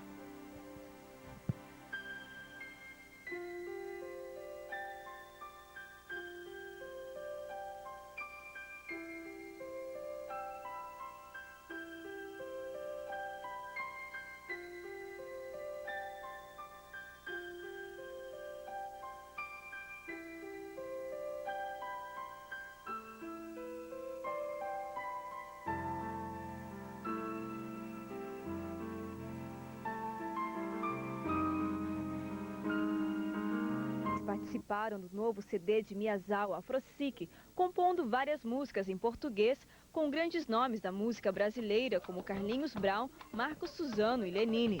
É a primeira vez que eles se apresentam no Japão.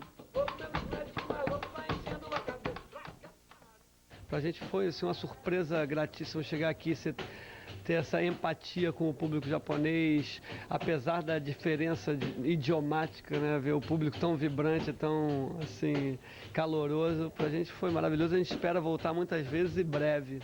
Então vocês não sentiram muita diferença do público japonês do público brasileiro? A gente ficou muito surpreso com essa receptividade com o que a gente está acostumado no Rio, que é a nossa terra natal, e pelo Brasil afora a gente tem visto isso também, mas a gente não imaginava que pudesse encontrar aqui no diâmetro oposto esse calor, né, esse carinho, foi maravilhoso. Vai correr, correr, correr, correr, e vai correr, perigo. Os shows foram maravilhosos, eu estava um pouco aflito pelo fato do público não entender a letra e achava que talvez se a plateia não entendesse a letra, o que ia achar da minha música, não sei, eu não sou tido como um excelente cantor no Brasil, como é que vão ouvir minha voz no Japão? Então tudo isso eu estava meio ansioso e tive uma resposta muito bonita, as pessoas gostaram muito das músicas, os músicos gostaram muito da minha voz, então tudo isso já foi uma grande conquista e já me deu uma felicidade muito grande. Se acabasse hoje eu já ia voltar extremamente transformado e forte para o Brasil, acreditando mais ainda no que eu estou fazendo. Você só quer atingir sua meta é a seta no alvo, mas o alvo na certa não te espera.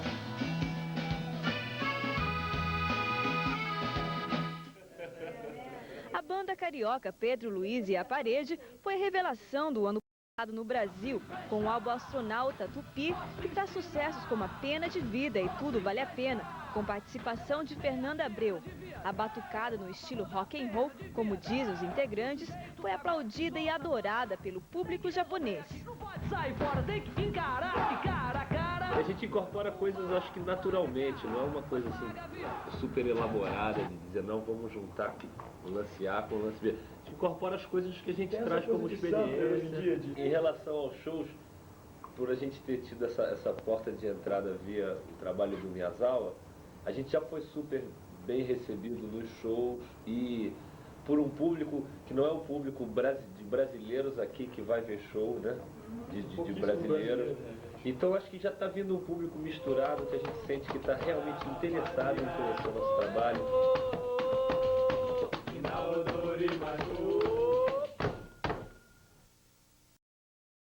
Já o músico Paulinho Mosca foi integrante do grupo Inimigos do Rei nos anos 80, que fez sucesso com a música A Barata Chamada Kafka. Inimigos tinha uma máscara engraçada, mas éramos todos estudantes de teatro, e alguns de literatura, outros de filosofia. Era o ano de 1989, final da década de 80 no Brasil, onde as bandas pop estavam assim no mundo todo se achando os artistas mais importantes da história do mundo, né? O egocentrismo assim artístico mais elevado. E a gente queria tirar um sarro com aquilo, mostrar que Titãs e Menudo eram a mesma coisa no mundo pop. Paulinho Mosca faz parte da nova geração de artistas da música popular brasileira, que ele considera hoje bem variada.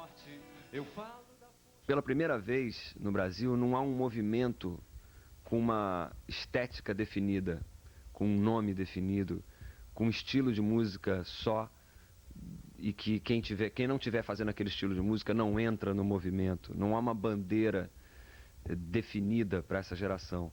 É uma geração meio inclassificável, justamente porque a gente está fazendo uma música muito misturada. Vale tudo, né? Nesse sentido de que não é mais funk, é funk samba, shot, baião, rock, forró, axé, soul. É misturado, mas não um Frankenstein que tem assim uma perna de baião, um braço de funk, você define, é misturado mesmo, assim, são canções que você já não consegue definir muito bem que estilo que é. Os músicos brasileiros voltaram para o Brasil na segunda-feira. Logo tem mais. Na certa não te espera. E os conhecidos do Brasil? Conhecidos do Brasil.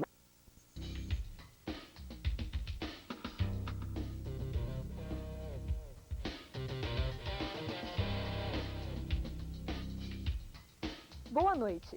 Você vai conhecer agora a Mulher Caixa. Ela anda pelo mundo decifrando enigmas e esteve no Japão em outubro, passando por Tóquio, Shizuoka e Guma. A Mulher Caixa nasceu das lendas indígenas e caboclas da Amazônia e ganhou vida na performance do grupo de teatro paulista Pinos Plopit. Com o apoio da Embaixada e do Clube do Brasil... Globo, um caso de amor com o Brasil. De segunda a sábado...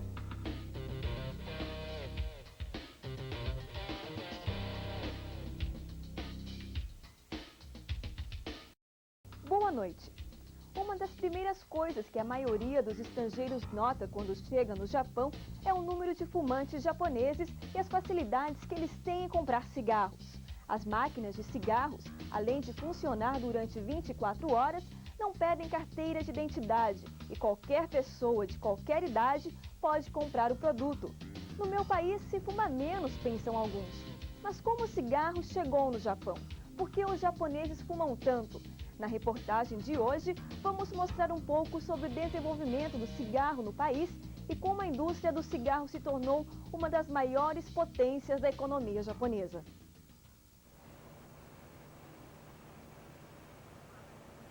O Japão é um dos países com maior índice de fumantes do mundo. Segundo a Associação de Tabaco do Japão, até o ano passado foram registrados mais de 34 milhões de fumantes, o que corresponde a 21% da população. Desse número, 56% é formado por homens e 44% por mulheres. O número continua aumentando. Na Europa, o segundo colocado na lista, há 18 milhões de fumantes. A indústria do cigarro japonês movimenta anualmente mais de 2 bilhões e 500 milhões de ienes. Um número assustador para o que chamam de um simples vício. Os japoneses têm acesso fácil ao cigarro. As máquinas são encontradas em todos os lugares, com 96 marcas diferentes, e o espaço parece ser pequeno para os fumantes. Eles estão nas filas de ônibus, nas ruas, nas estações de trens. Com tantos fumantes, algumas empresas aéreas japonesas proibiram fumar durante os voos nacionais e internacionais, o que vem causando polêmica entre os produtores de cigarro. E a eterna briga entre Deus e o diabo, os fumantes e os não fumantes, continua. Não, eu não fumo. Acontece que a pessoa que poderá até fumar perto de mim, mas acontece que cada um tem seu destino, porque a pessoa que fuma deveria procurar um lugar certo para ele só fumar sozinho, porque quem está perto que não fuma está sendo incomodado, né? Eu acho assim. Você fuma? Eu fumo. Não tem diferença de local. Qualquer lugar pra mim deu vontade, eu acendo cigarro e fumo. Você respeita os não fumantes? Respeito. Sou fumante e ao mesmo tempo não gosto do cheiro da fumaça. Diz o aviso que eu li, é proibido fumar. Não todo mundo sabe, mas como chegou até aqui? Visitamos o Museu do Cigarro em Tóquio para saber sobre o desenvolvimento do tabaco no país. Segundo pesquisadores e historiadores, não se dá a data exata de quando o tabaco foi introduzido no Japão, mas acredita-se que já era conhecido no final do período Azuchi Momoyama, entre 1568 e 1600. As navegações espanholas e portuguesas colaboraram para o comércio entre os países, influenciando também o comércio com o Oriente. Naquela época, o cigarro de papel ainda não existia e as folhas de tabaco chegavam de todos os lugares, até o Japão começar a cultivar o próprio produto. Com uma grande demanda do tabaco, artesãos japoneses passaram a criar novos modelos de cachimbos. Os cachimbos eram feitos de porcelana, argila, pedra e madeira. Muitos deles indicavam a classe social de cada um.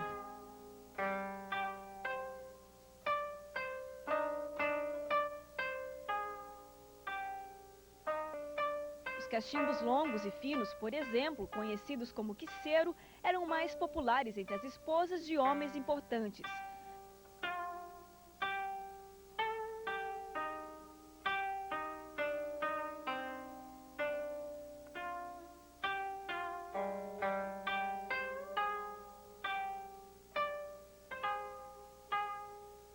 Mas foi só a partir de 1877 que o cigarro de papel passou a ser comercializado no país. E em 1957, o Japão produziu o primeiro cigarro da marca Hope com filtro. Desde então, a indústria do tabaco passou a ser uma das maiores fontes da economia japonesa. No momento, o governo está investindo mais de 22 milhões de ienes em estudos realizados pela primeira vez no país sobre o efeito do cigarro nas pessoas que não fumam. O resultado pode ser surpreendente. Segundo o Ministério da Saúde e Bem-Estar Social, anualmente 700 japoneses em cada 100 mil morrem devido a problemas relacionados ao cigarro, como derrame, efizema pulmonar, câncer e doenças cardiovasculares. Afinal, por que os japoneses fumam tanto? タバコを吸うと癖みたいなもんですけどね。やめたいんですけど、やめられなくて吸ってます。はい。 Os entrevistados dizem que são viciados, mas não sabem responder à pergunta. Para a Associação de Tabaco do Japão, o estresse pode ser um forte aliado ao cigarro. Entretanto, a resposta ainda é uma incógnita.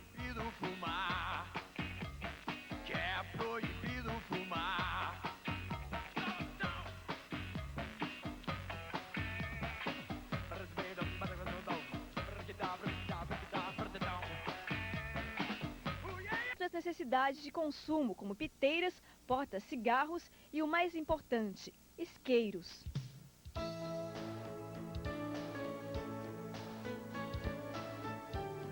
No Museu do Isqueiro, também em Tóquio, notamos o glamour dos que fumam. São 500 isqueiros de todas as partes do mundo. Cada um lembra uma época e tem toda uma história para contar.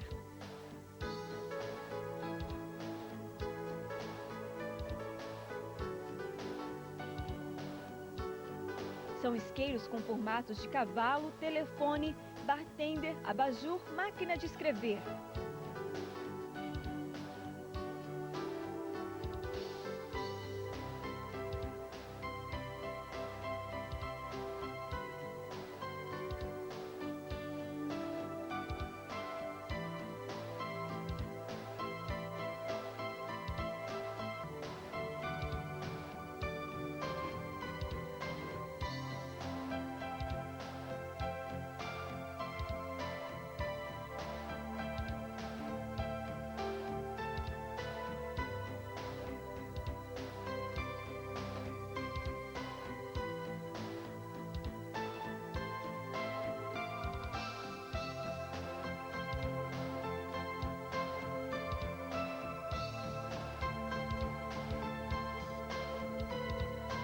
Segundo a proprietária do Museu Sue Anamiso, hoje estes isqueiros já não são tão populares.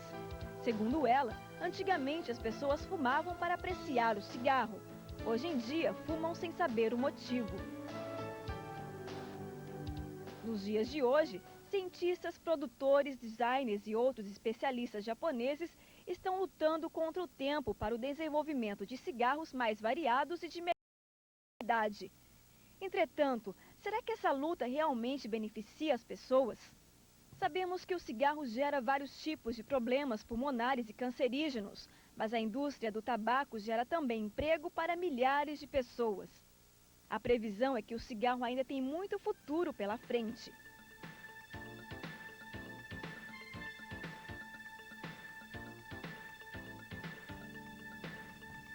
O Museu do Cigarro em Shibuya, que disputa o mesmo espaço com o Museu do Sal, foi inaugurado em 1978, mas os maços de cigarro e cachimbos começaram a ser coletados a partir de 1604, início do período Edo.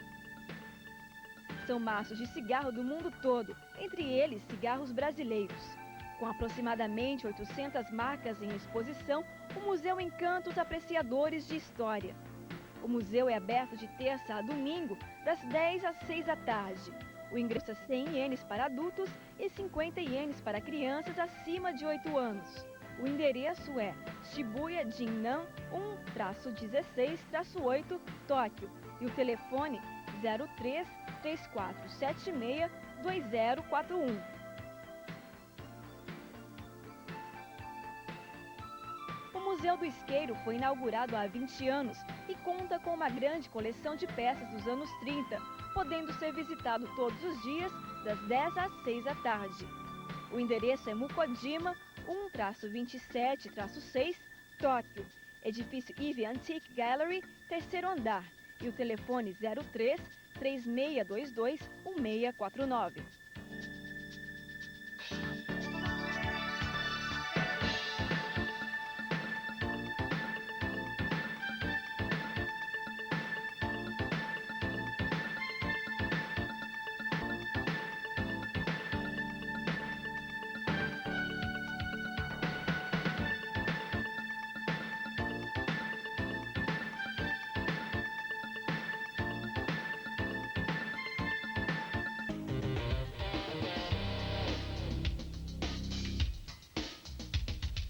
Boa noite.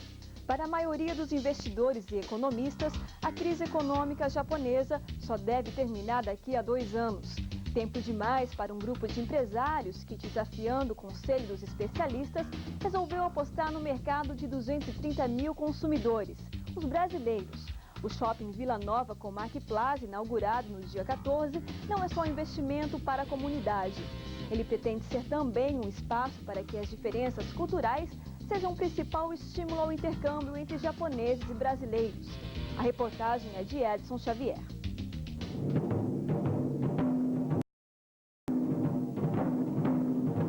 O da Gama, que desembarcou em Narita na semana passada, está concentrado no campo do Kashima Antlers em Ibaraki. O Vasco da Gama, que está fazendo 100 anos e foi enredo da Escola de Samba Unidos da Tijuca, está preparado e confiante. A equipe carioca pode fechar o centenário com chave de ouro, conquistando a Copa Toyota contra o Real Madrid, em partida que acontece no dia 1º de dezembro, às 7 da noite, no Estádio Nacional, em Tóquio. Na 19ª edição, a Copa Toyota reúne o campeão da Taça Libertadores da América e o campeão da Liga dos Campeões Europeus. O adversário, Real Madrid, chega no dia 27 e ainda não se sabe aonde a equipe vai estar. Pela primeira vez no Japão, o Vasco trabalha para entrar em campo com a equipe titular. O técnico Antônio Lopes acha que Juninho, que está com problemas no joelho, vai recuperar para a partida. O Juninho ainda não sabemos se vai jogar ou não, mas a tendência é ele jogar. Ele está se recuperando, as dores já sumiram, ele tem treinado, né? Ainda não treinou com bola, mas tem feito os treinamentos especiais, treinamentos de reabilitação, treinamento de recuperação muscular, né? A tendência dele, a tendência é que ele deva jogar, né? Agora o Vasco não vai fugir, eu não gosto muito de falar a respeito da parte tática, como vai jogar. o Vasco vai procurar impor a sua filosofia de jogo, tem a sua filosofia de jogo, tem o seu padrão de jogo. Lógico que tem que levar em consideração a equipe adversária, temos que levar em consideração as virtudes da equipe adversária, que a gente tem que procurar conter tudo aquilo de bom que eles têm, né? E tentar explorar também os defeitos do adversário. O Real Madrid é uma equipe que tem muita qualidade técnica, então é difícil de você encontrar pontos fracos nessa equipe. No ano passado, o Borussia Dortmund levou o título depois de vencer o Cruzeiro por 2-0, acabando com a festa brasileira. No dia 1º, o Vasco promete que desta vez o campeonato vai para a sede do clube em São Januário, zona norte do Rio de Janeiro. Um torneio de futebol de salão movimentou o domingo em Hiratsuka, Kanagawa.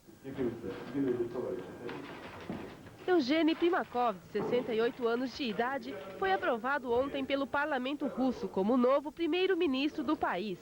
Primakov prometeu continuar as reformas econômicas, mas ainda não definiu os projetos. O economista Yuri Masliukov foi eleito vice-primeiro-ministro. Primakov, que tem uma visão mais conservadora e uma política de protecionismo nacional, foi aceito pelo parlamento russo e assumiu o cargo. A crise política russa começou no dia 23 de agosto, quando Boris Yeltsin elegeu Sergei Kirienko como primeiro-ministro e logo depois Chernomyrdin ficou pouco tempo no cargo. Primakov disse que o Estado deve regular e intervir na economia e prometeu defender os empresários russos durante a crise econômica. Ele pretende fazer um governo de coalizão, chamando todos os partidos para colaborar com o governo. A situação econômica da Rússia não mostra sinais de recuperação. Os preços continuam aumentando e a Bolsa de Valores de Moscou teve a maior queda das últimas semanas. O dólar está sendo cotado hoje a 12,87 rublos.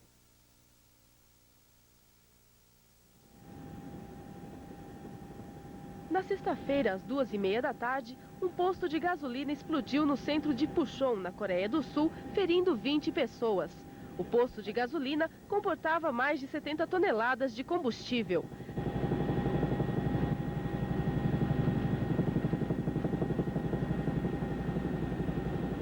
Segundo a TV local, as janelas de carros próximos ao local da explosão foram destruídos. O corpo de bombeiros conseguiu controlar o fogo.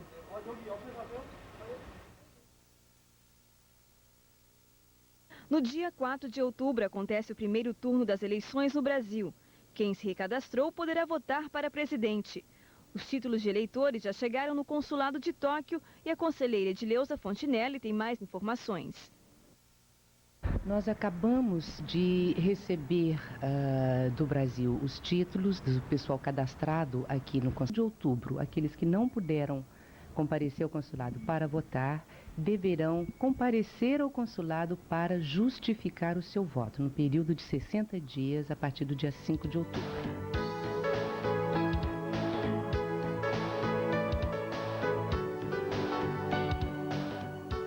Em Haiti, o número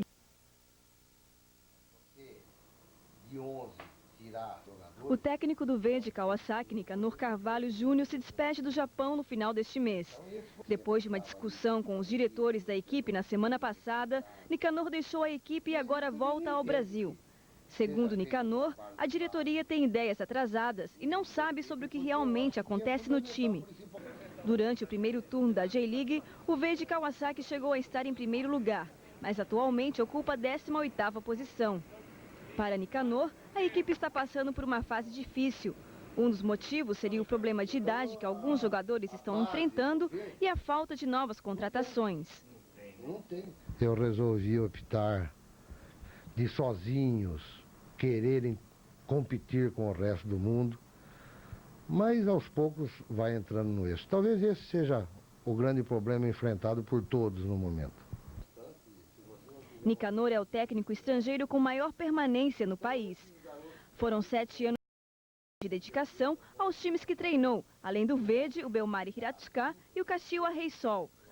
Para Nicanor, a experiência que teve foi muito valiosa. Ele espera poder um dia voltar a trabalhar no Japão, mas até lá, os fãs vão sentir muitas saudades.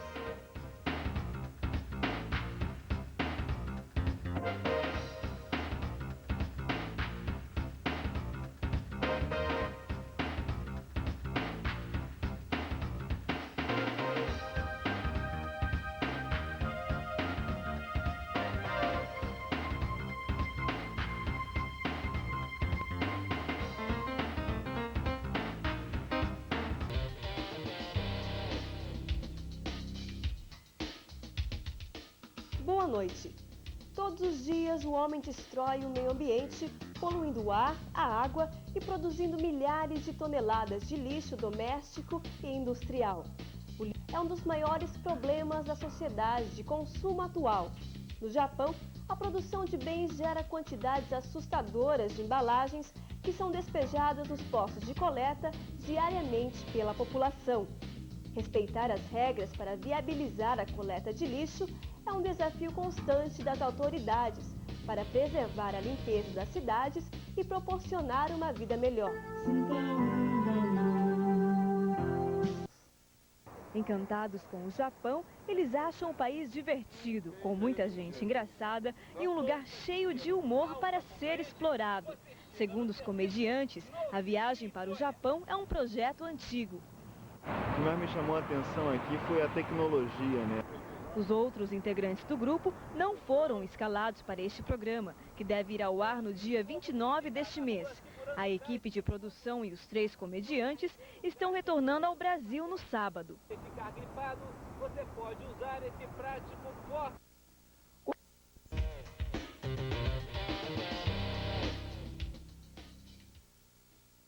Boa noite. O número de brasileiros presos por porte ou consumo de drogas vem crescendo no Japão. Segundo o relatório anual da Polícia Nacional sobre crimes envolvendo estrangeiros, 52 brasileiros foram presos no ano passado, contra 11 em 1996. Um crescimento de quase 400%, a maioria por consumo de maconha. O total fica atrás somente de iranianos e filipinos. O mais preocupante é que esses brasileiros são adolescentes, que adquiriram o vício no Brasil. No IPC Repórter de hoje, a repórter Ana Bortes mostra como as drogas entram no Japão e o que cada uma provoca no organismo humano.